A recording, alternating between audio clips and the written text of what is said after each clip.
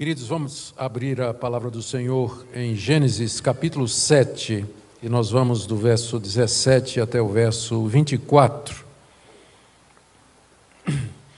dando continuidade à nossa série de mensagens no livro de Gênesis, capítulo 1 até o 11.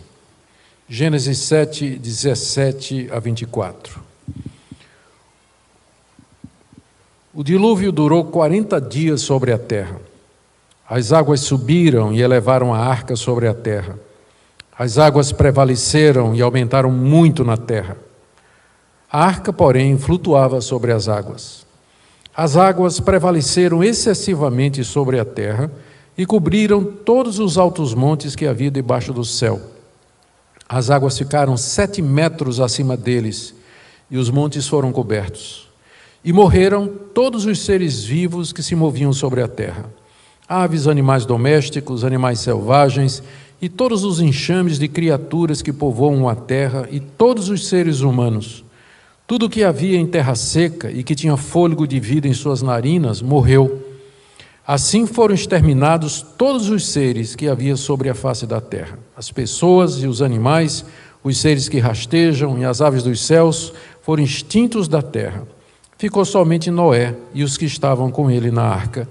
E as águas prevaleceram sobre a terra durante 150 dias.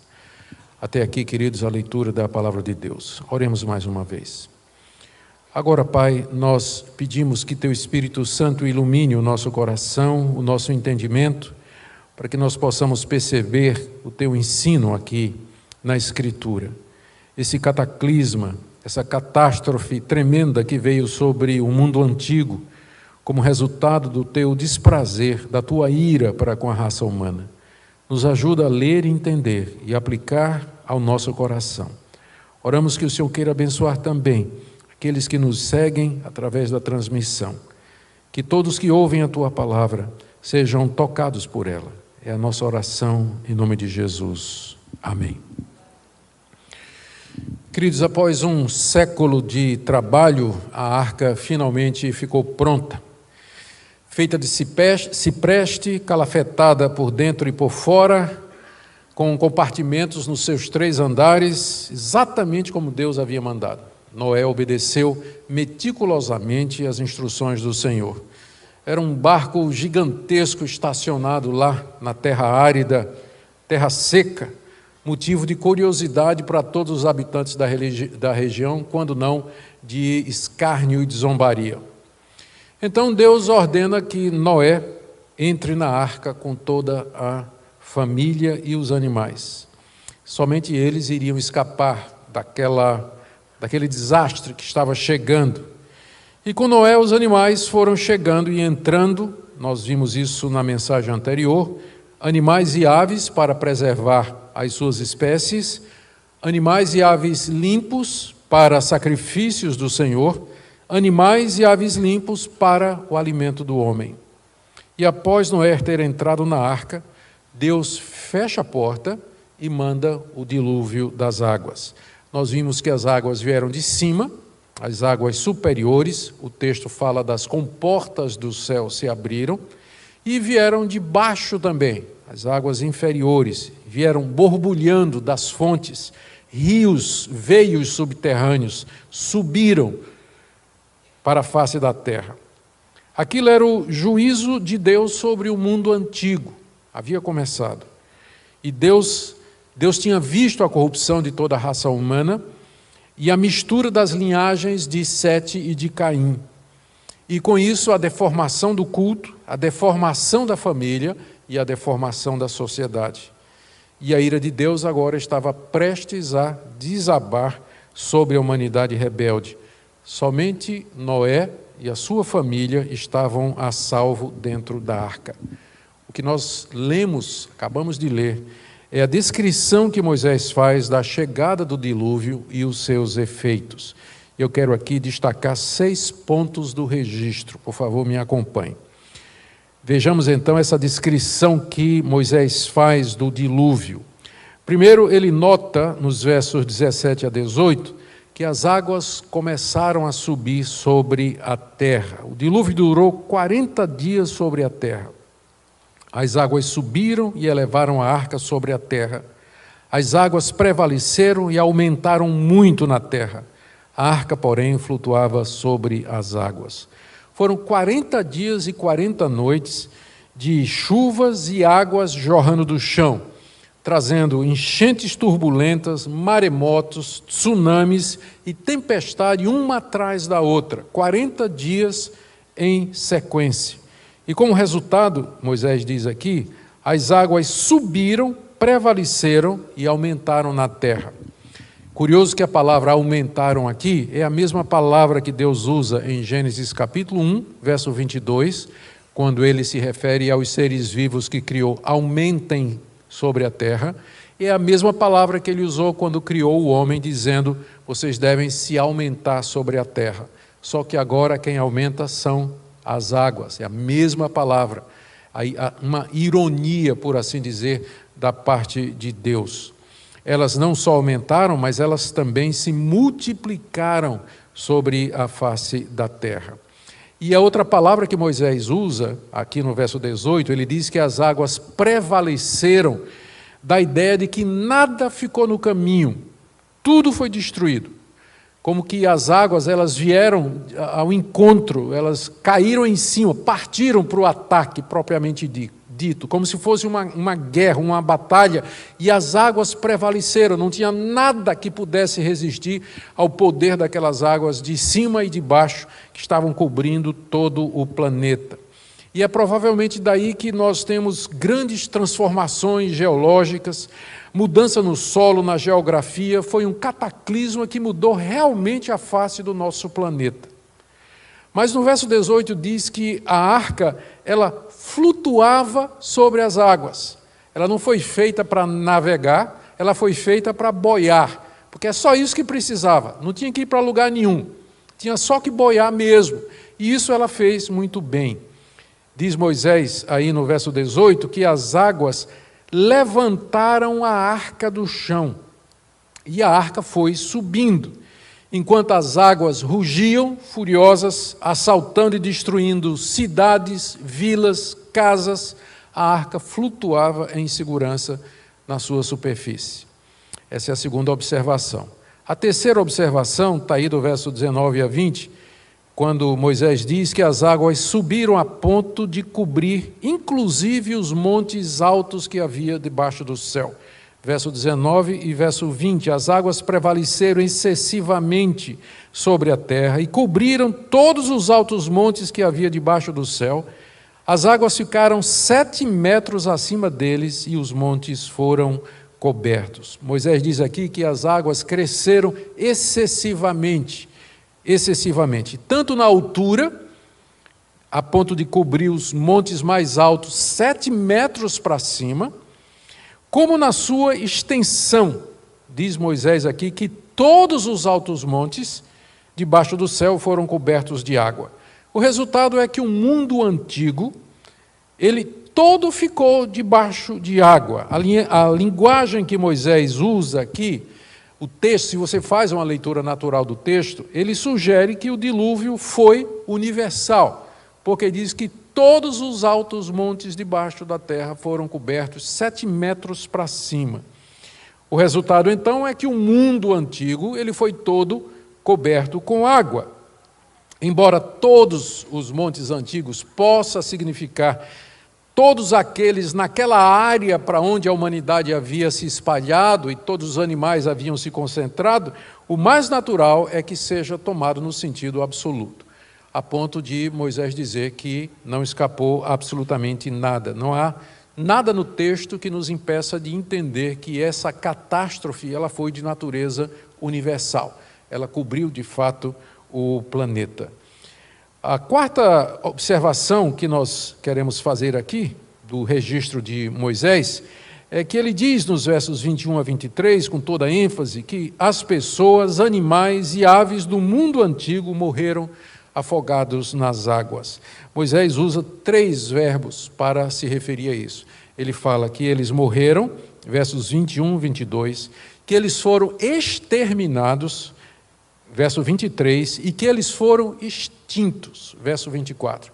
Ou seja, 3 verbos escolhidos para dizer que não escapou nada. Eles morreram, foram exterminados, eles foram extintos. E esses verbos, não morrer, mas extintos e exterminados, eles exigem a ação de alguém de fora. Ou seja, foi alguém que fez isso. Se foi extinto, é porque tinha alguém que fez com que fosse extinto. Se foi exterminado, é porque teve alguém que promoveu aquele extermínio. Tudo isso apontando para Deus como sendo o autor dessa catástrofe que destruiu o mundo antigo de maneira tão absoluta, de maneira tão radical como nós encontramos aqui.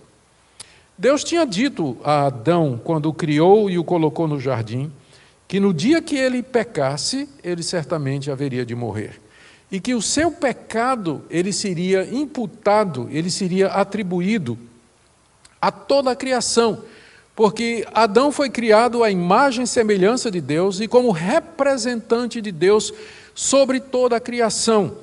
O pecado de Adão, portanto, atinge não somente os seus descendentes, mas atinge todos os seres vivos que ele nomeou, o que indicava autoridade e domínio, e todo o cosmos, porque o homem era a expressão, a semelhança de Deus ali no mundo que ele havia acabado de criar.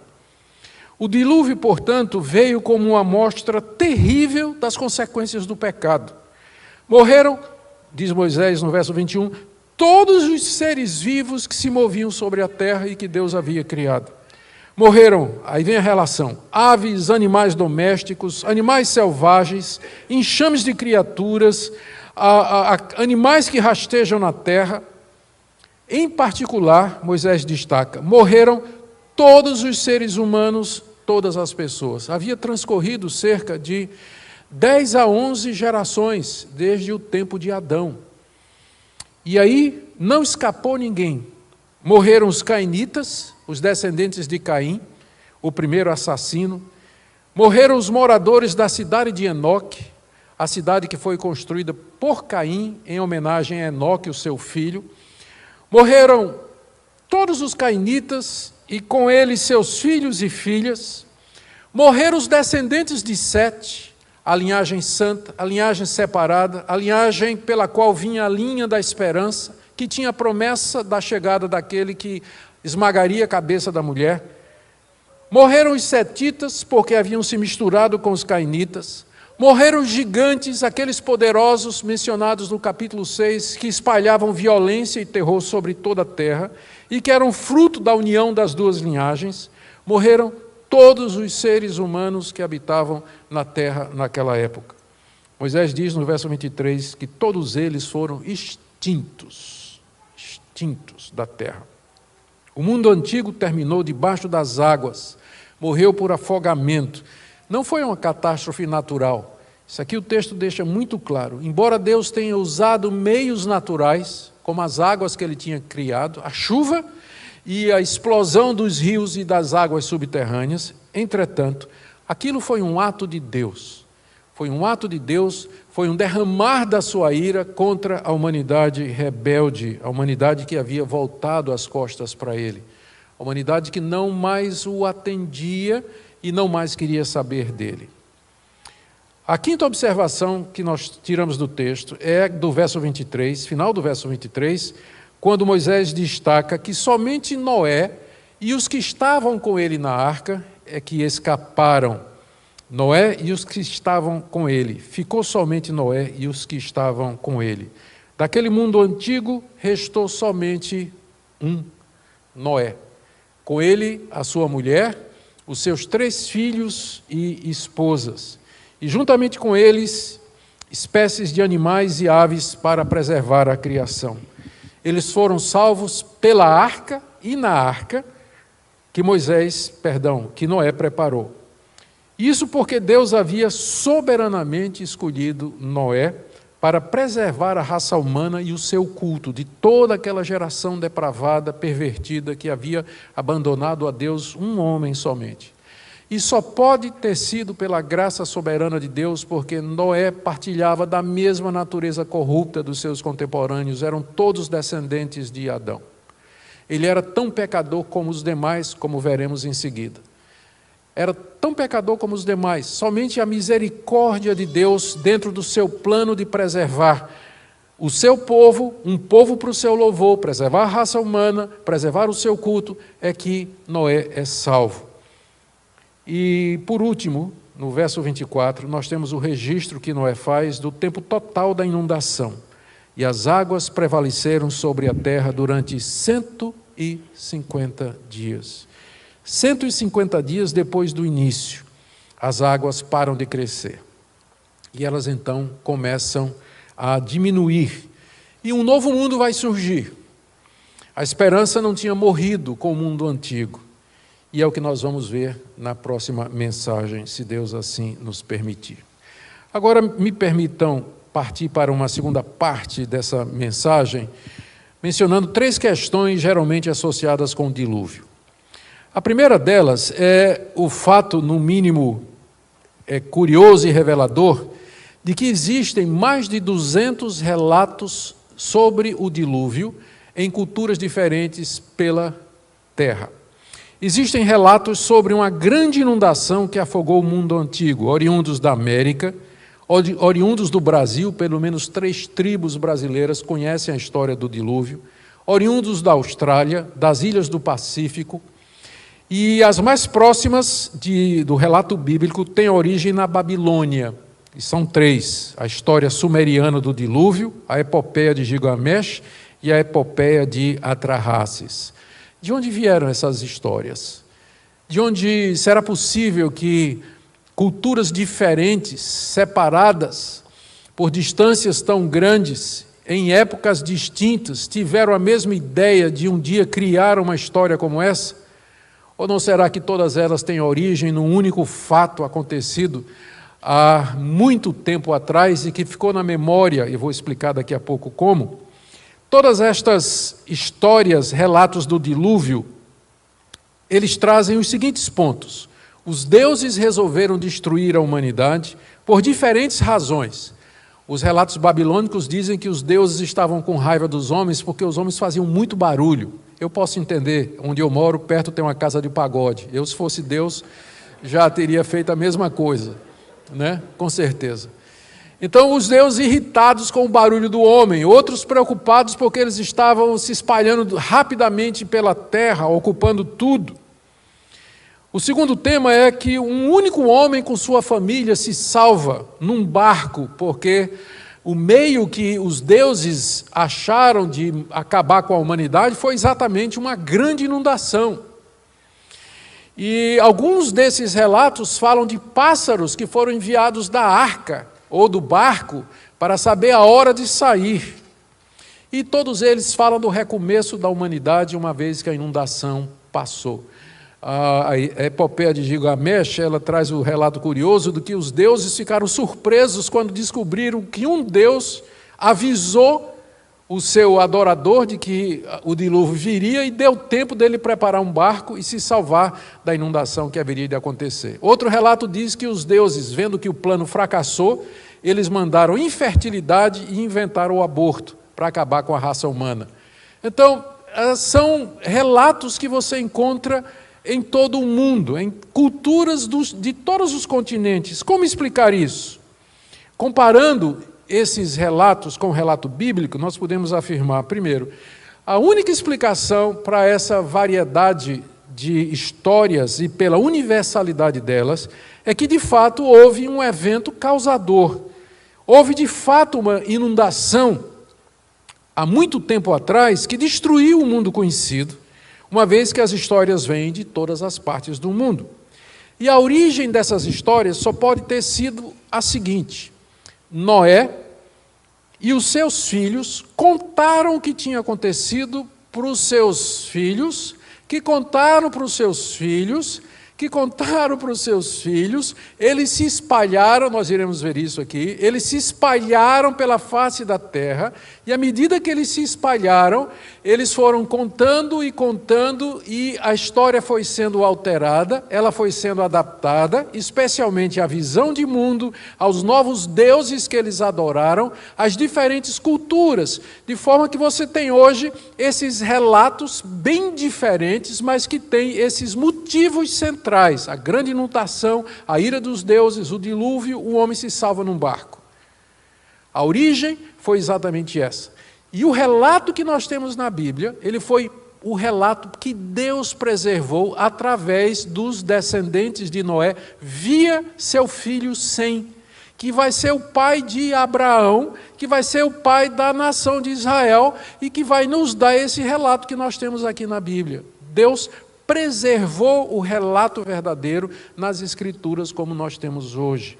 O relato bíblico, aliás, você comparando o relato bíblico com o relato, por exemplo, com os relatos babilônicos, você vê que o relato bíblico é muito mais modesto, muito mais realista e crível. A barca de Gilgamesh é um quadrado, com certeza ele iria afundar assim que o dilúvio começasse. Em outros casos, o dilúvio dura um dia. E não teria como afogar a humanidade toda. Você percebe como o relato bíblico, comparativamente falando, ele é muito mais realista, crível, passível de ser histórico do que as lendas que você encontra nessas histórias. E o ponto diferente de todos, o que marca o relato bíblico que nós acabamos de ler, dos demais relatos, é que o relato bíblico é o único que centra no fato de que o pecado humano foi a causa do desagrado de Deus. Em todos os outros relatos, os deuses estavam incomodados com algumas coisas. Mas o relato bíblico é o único que diz que Deus ficou irado com a desobediência do homem, com a rebelião do homem, com o pecado do homem. E ele então resolveu punir a humanidade pela sua desobediência, pelo seu pecado e pela corrupção. Isso sim se parece muito mais com a realidade que nós conhecemos a respeito do nosso Deus, do que Deus ter ficado zangado com a zoada, né? Falando aqui em nordestino. Segundo ponto, que sempre é relacionado ou associado com o relato do dilúvio, é o registro fóssil e os dados geológicos. Aqui nós não temos tempo para detalhe, nem é o momento, nem a hora para a gente entrar nisso. Há excelentes estudos feitos por cientistas que são criacionistas e diluvianos, que podem trazer todos os detalhes para vocês. Mas, em linhas gerais, eu quero aqui trazer algumas informações e perspectivas. A questão é se nós temos evidências geológicas de uma grande inundação do mundo antigo. Eu acredito que temos sim, e eu vou mencionar apenas as mais conhecidas e que geralmente são trazidas para o centro do debate quando esse assunto é mencionado. Primeiro, nós temos fósseis de criaturas marinhas muito acima do nível do mar. Como é que elas foram parar lá? Segundo, nós temos cemitérios de animais que morreram subitamente e foram enterrados. Animais que morreram em posições e de uma forma que não é natural. O animal, quando vai morrer, está ferido, vai morrer de velhice ou de doença, ele deita e ele espera a morte chegar. Mas há casos e casos, tem cemitérios inteiros de animais que morreram nas posições mais grotescas, como se de repente tivesse sido, morreram com uma avalanche de barro ou terra, uma catástrofe que aconteceu em cima deles. Tem camadas de segmentos rapidamente depositadas e espalhadas por vastas áreas em muitos sites de escavação arqueológica. Existem erosões e falta de erosões, informações geológicas que podem ser mais bem explicadas pelo catastrofismo, que é a teoria de que houve realmente uma catástrofe no mundo antigo que mudou a geologia, a geografia do nosso planeta. Talvez um exemplo aqui disso são partes do Grand Canyon, onde existem essas erosões ou falta delas.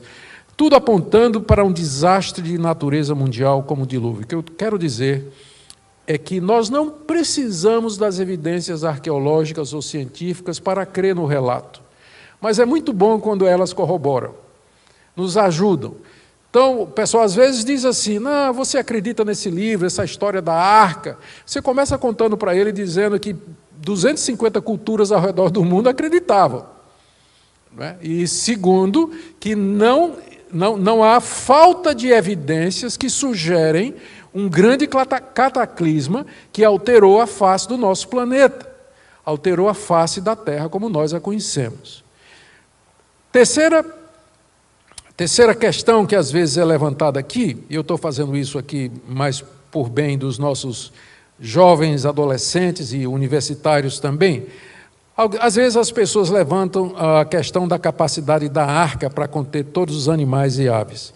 Estudiosos têm afirmado que a arca caberia perfeitamente os pares de animais mencionados, especialmente se fossem filhotes. Vocês lembram que da última vez, quando eu dei uma descrição da arca, eu disse que você podia botar 10 carretas daquelas grandonas, uma atrás da outra, para você ter uma ideia do comprimento dela, o tamanho desse barco. Não é à toa que levou 100 anos para ser construído. Quanto aos dinossauros, o pessoal sempre vem com isso aí, né? Mas e os dinossauros? Bom, certamente eles existiram, né? Não tem como negar. Nenhum crente em sã consciência vai negar a existência dos dinossauros. Os fósseis estão aí para isso. E há relatos, inclusive, no texto bíblico, que talvez possam indicar a existência deles. Já chamamos a atenção aqui para aquilo que está escrito em Gênesis 1, 21, quando diz que Deus fez as grandes criaturas marinhas. As grandes criaturas marinhas, traduzidas às vezes como monstro ou como leviatã, e que ninguém sabe ao certo o que era, mas um tipo de bicho monstruoso que morava em maior parte nas águas.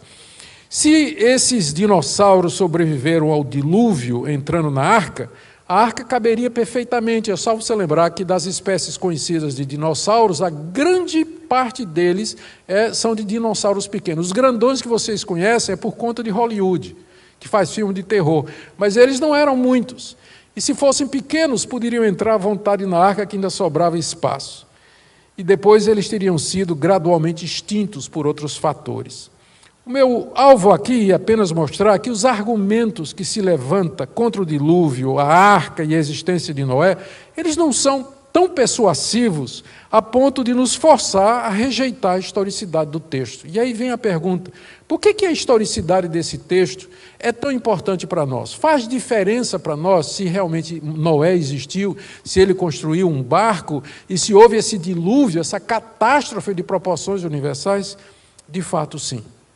Faz uma importância muito grande. Por isso eu fiz esse preâmbulo, para mostrar agora, na terceira parte da minha mensagem, o que o dilúvio representa na história da salvação. E são 3 pontos aqui que eu quero trazer para vocês. Primeiro, o dilúvio é uma expressão dos castigos temporais de Deus sobre o mundo, sobre os indivíduos. E aponta para o dia do juízo e do castigo eterno. Não foi a última vez, não foi a última vez que Deus fez isso. Porque logo em seguida, no livro de Gênesis, nós vamos ler de Sodoma e Gomorra, que foram extintos da face da terra pela ira de Deus. Nós vamos ler a respeito dos desastres que Deus trouxe sobre o Egito, no livro de Gênesis, destruindo o Egito com 10 pragas que avassalaram o país completamente e derrubaram o poderoso faraó. Nós vamos ler no livro de Josué como Deus, através de Israel, destruiu as nações cananeias, 7 povos cananeus que habitavam ali na terra prometida, que há 450 anos vinham provocando a ira de Deus. Nós vamos ler de como Deus destruiu a cidade de Jerusalém no ano 70, através da invasão dos exércitos romanos, exatamente porque aquela geração de judeus se recusou a crer no seu Filho Jesus Cristo como Messias. O próprio Jesus profetizou que haveria fomes, epidemias, pestes, terremotos, todas essas catástrofes, desde o dilúvio até o dia de hoje. Catástrofes que têm estado presentes na história da humanidade em diversas épocas, em diversas culturas. São fenômenos da mesma categoria. São fenômenos da mesma categoria. São juízos temporais de Deus sobre a humanidade pecadora, rebelde e incrédula. Quando nós estudamos sobre a santidade de Deus e a sua ira, Em teologia sistemática, a gente faz a separação entre os juízos temporais, ou penas temporais, e as penas eternas. As penas temporais são catástrofes dessa natureza, com as quais Deus aflige a humanidade por conta da sua rebelião e dos seus pecados. Maremotos, tsunamis, inundações, dilúvios, terremotos, pestes, pragas, epidemias, pandemias. Isso são castigos temporais, ou seja, eles são afetos a esse tempo aqui. Eles são ligados ao tempo em que a humanidade vive aqui. Em contraste com os castigos temporais, nós temos os castigos eternos ou as penas eternas, que a Bíblia se refere como inferno, como lago de fogo e enxofre, e como sofrimento eterno que não tem fim. Estas são as penas eternas, castigos eternos. Os castigos temporais, eles são uma sombra, uma amostra e um aviso a respeito dos castigos eternos. Eles não são nada comparados com a ideia de um sofrimento eterno no inferno, sem fim, onde há choro e ranger de dentes. Então, o dilúvio é um aviso de Deus para a humanidade. E depois do dilúvio, todas essas catástrofes que eu mencionei e outras. Por que nós cremos assim? Porque cremos que Deus, se você vem acompanhando o Gênesis desde o começo, não tem outra explicação para nós, não tem como fugir dessa conclusão. O Deus que do nada criou tudo o que existe, Ele que é Senhor de todas as coisas, que governa tudo o que há, que criou o homem à sua imagem e semelhança, que colocou o homem sob o teste, que o avisou das consequências do pecado. Nós não podemos olhar para isso tudo e tem gente que ainda acha assim, não, Deus não tem nada a ver com isso. Essas coisas não tem nada a ver, né? Deus é um Deus de amor. Ué, Deus é o Deus de amor, mas dizer só isso é meia verdade, e meia verdade é sempre uma mentira completa. Deus é também justo, Ele é santo, e nós não podemos ignorar isso. Por isso que para nós é importante que a história do dilúvio seja real, porque o nosso Deus não é um Deus de ficção, não é a lenda, não é a projeção da minha cabeça em procura de um pai que cuide de mim nas minhas horas de necessidade, mas é o ser eterno, criador de todas as coisas, que tem uma vontade, que tem um plano e tem um propósito, e que é santo nos seus caminhos. Por isso que é importante que nós recebamos esse relato como sendo histórico, ou seja, que de fato aconteceu como a Escritura nos diz.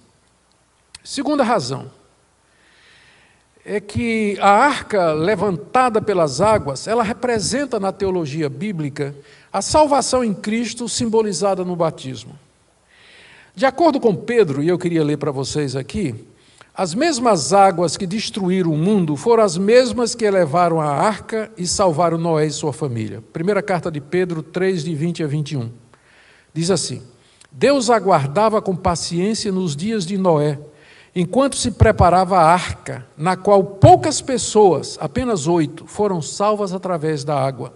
O batismo, que corresponde a isso, agora também salva vocês, não sendo a remoção das impurezas do corpo, mas o apelo por uma boa consciência para com Deus por meio da ressurreição de Jesus Cristo. Quando a gente olha para a arca, a história do dilúvio, como nós acabamos de ver aqui, a gente percebe que não é só destruição, não é só a ira de Deus se derramando em torrentes sobre o mundo rebelde, mas enquanto as águas subiam, a arca flutuava na superfície das águas, e dentro dela Noé e sua família. E Pedro, olhando esse fato, ele observa o seguinte, que a arca é um tipo da redenção em Cristo Jesus. A arca nos salva, nós somos salvos na arca e pela água, e ao mesmo tempo pelas águas, porque foram as águas que levantaram a água da terra. A mesma água que destrói o mundo é a mesma água pela qual Noé é salvo. É levado da terra em segurança na arca. E Pedro aqui, ele faz a figuração. Nós somos salvos em Cristo Jesus, e essa salvação é simbolizada no batismo.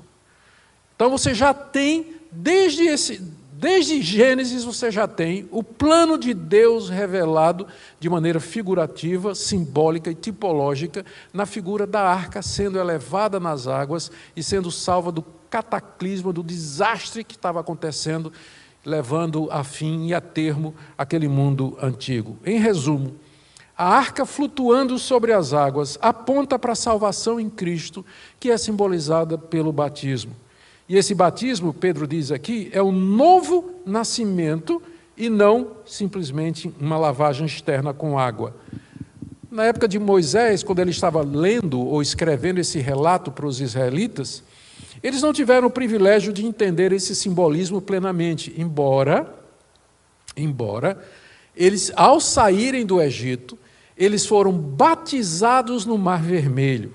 É a expressão que Paulo usa em 1 Coríntios 10. Quando Moisés abre o Mar Vermelho, eles passam ali, 1 milhão de pessoas, crianças, mulheres, homens, atravessam ali e Paulo vai dizer em 1 Coríntios capítulo 10 que eles foram batizados em Moisés, na nuvem e no mar. Então eles tinham tido essa experiência, uma experiência semelhante, e agora talvez pudessem entender o que é que a arca simbolizava e significava. Mas para nós que estamos vivendo 2000 anos depois que esses fatos aconteceram, depois que o Novo Testamento foi escrito, que Pedro disse isso, nós podemos olhar e saber que a salvação de pecados, ela nos é garantida por Deus, e que o batismo é o símbolo disso, e nós podemos nos alegrar que Deus já apontava para a redenção em Cristo Jesus ali no meio de todo aquele desastre. Não era só ira, mas também compaixão e misericórdia. Terceira razão pela qual esse relato é importante para nós é porque Noé, ele é visto como um ícone da salvação pela fé. O profeta Ezequiel nos diz no capítulo 14, 2 vezes, ele se refere a Jó como um homem justo e homem de fé. Mas o texto mais importante é Hebreus, capítulo 11, verso 7, já lido aqui também, onde diz que pela fé Noé preparou a arca, fé pela qual ele condena o mundo e fé na qual ele foi salvo juntamente com a sua família. Ele foi salvo porque creu que Deus mandaria o dilúvio. Antes disso, ele já tinha crido nas promessas de Deus. Nós já vimos a piedade de Noé. Ele tinha crido na promessa da vinda do descendente da mulher. E os israelitas fiéis, como Noé, eles também foram salvos pela fé no Messias que haveria de vir. E nós hoje somos salvos pela fé no Messias que já veio.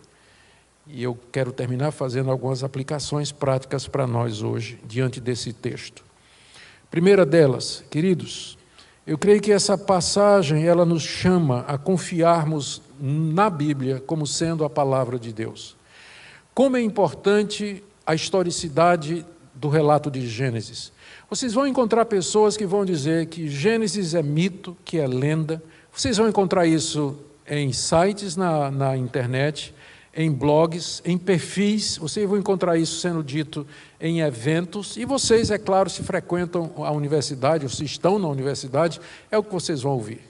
Que o livro de Gênesis é um livro lendário, ele é um livro cheio de mitos e de fábulas. Mas o pior de tudo é ver que um grupo que se denomina cristão, acreditar que a gente pode continuar crendo em Jesus Cristo como nosso Senhor e Salvador, e mesmo assim não precisar da historicidade, ou que esses fatos narrados no livro de Gênesis, eles realmente tenham acontecido como o texto diz que aconteceu. A pergunta é, onde então nós vamos fundamentar a nossa fé? O cristianismo é a única religião no mundo que depende da história. Você pode negar a existência de Maomé, o islamismo ele não depende de Maomé ter existido ou não. O confucionismo, da mesma forma, budismo igualmente. Mas o cristianismo é a única religião que depende do fato de que o seu fundador morreu e ressuscitou. Fatos históricos, sem os quais o cristianismo não existe. Então, não tem. Se esses relatos eles são fake, eles são falsos, eles são lenda, é o produto da imaginação criativa dos crentes do Antigo Testamento, dos fundadores de Israel, todo o Novo Testamento fica sem base, porque o Novo Testamento ele se escora exatamente nessas histórias. Por que nós precisamos de um Redentor? Por conta de Gênesis 3. Por que nós temos valor? Por conta de Gênesis 1. Deus nos fez a imagem e semelhança. Por que a heterossexualidade é o normativo? Porque lá de Gênesis capítulo 2, Deus os fez macho e fêmea. Então, toda a ética, toda a doutrina cristã, ela depende da historicidade desses fatos. Portanto, esse relato, ele nos confronta. Porque ele parece lendário, não é verdade? Ele parece mesmo, parece incrível que esse tipo de coisa tenha acontecido. E é nesse momento que você é confrontado. Você crê ou não? Você crê ou não? Porque qual vai ser então o critério para você dizer, não, eu não creio nesse relato aqui, para você dizer, mas eu creio na ressurreição de Jesus Cristo. São fenômenos da mesma ordem, chama-se milagre. Por que você vai dizer que você vai escolher agora os milagres em que você vai crer? E qual o critério para isso? Ou recebemos a Bíblia toda como palavra de Deus, ou então nós estamos abertos a subjetivismo e nós vamos ser guiados por outros critérios. E vamos sucumbir, como muitos evangélicos têm sucumbido, a teoria da evolução, ao naturalismo filosófico, ao marxismo cultural, e coisas do gênero que a gente vai encontrar na universidade, nos livros acadêmicos de hoje. Então, essa é a primeira aplicação. A segunda, queridos, como nós não deveríamos temer a Deus e a sua ira? E essa palavra eu trago com muito temor. Talvez haja alguém aqui, pessoas que estão me acompanhando pela transmissão, pela internet, que pensam que elas podem estar ligadas a Deus ou ter comunhão com Deus e ainda assim flertar com o pecado. Veja o que é que Deus acha do pecado. Veja o que é que Deus faz quando Ele diz basta. Então não provoque a ira de Deus. A paciência de Deus tem limite. Eu estou falando como homem aqui, numa linguagem para você entender. A paciência de Deus tem um limite. Pessoas se professam cristãs, de alguma forma relacionados estão com a igreja, talvez participam, talvez estejam ligados lá, são membros de alguma forma, mas estão vivendo uma vida dupla. Uma vida de imoralidade, uma vida de desonestidade, uma vida pragmática, uma vida absolutamente mundana. Pode ser que nós não vejamos. E geralmente quando a gente descobre já é tarde demais. Mas o Deus Criador de todas as coisas, que viu tudo o que tinha acontecido naqueles dias, Ele é o mesmo Deus hoje. E não esqueça o que disse Jesus lá, o que o Senhor Jesus falou em Mateus 24, 37. Ele diz que assim como nos dias de Noé, comiam, bebiam, casavam-se, davam em casamento, assim também será o dia do Senhor. Lá eles não perceberam até que veio o dilúvio. E assim também será no dia em que Jesus Cristo voltar em juízo. O dilúvio aponta para o dia do juízo. E antes disso, os castigos temporais. Então eu queria que você meditasse nisso. Aqui nós não estamos brincando de Deus, não. Não estamos brincando de Deus. Nós levamos muito a sério o cristianismo. Levamos muito a sério o cristianismo. Então, se você quer de fato, se você tem interesse de fato em viver uma vida para Deus, uma vida consagrada a Jesus Cristo, você está no lugar certo. É isso que nós queremos também. Somos pecadores, miseráveis, mas a nossa confiança está naquele que foi simbolizado na arca, Cristo Jesus, que é a nossa salvação. E nele nós esperamos escapar das águas do juízo final. E minha última palavra de aplicação é que nós busquemos ao nosso Deus, pela fé em Cristo, para encontrarmos misericórdia e salvação. Se Noé encontrou graça da parte de Deus, você também pode encontrar. Se você se sente culpado, se sente condenado, incerto do seu relacionamento com Deus, então você pode buscá-lo, porque Ele é um Deus de misericórdia, um Deus de perdão, um Deus compassivo, que no meio de todo aquele desastre que veio sobre o mundo antigo, Ele salvou e preservou alguém que o amava e que o buscou e que era Noé. Ele é o mesmo Deus. Portanto, busque esse Deus em Cristo Jesus. Busque ao Senhor enquanto se pode achar. Amém? Queira Deus aplicar essa palavra ao nosso coração, queridos, e que Ele nos quebrante diante dEle e que nos faça viver para a sua glória todos os dias da nossa vida. Amém?